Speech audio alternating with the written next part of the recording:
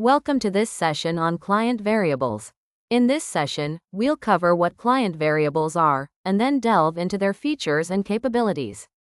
We will wrap up with some examples of common use cases or scenarios where client variables should be used. What is a client variable? In its simplest form, a client variable allows you to store long-lived and user-specific configurations. Values stored on these variables are user-specific and stored in the client browser.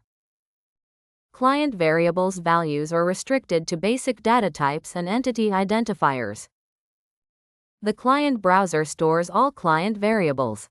Whenever a user logs in, the values of the client variables are kept, but notice that upon logout, the client variables values are reset to their default. The same may happen if the login expires.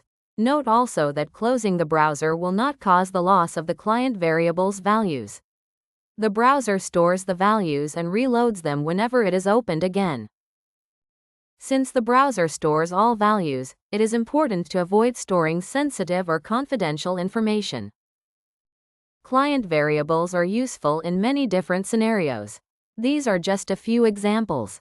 Using client variables whenever you want to cache information that is frequently accessed, such as the username, may improve performance and save a few requests to the server and database. Another common use case is to store configuration or settings for the user, like the search keyword in a list screen, or the number of items shown per page, or even if the layout is in a grid or table format. Client variables are useful in many cases, and it is important to be aware that they are user-specific and stored locally on the client browser.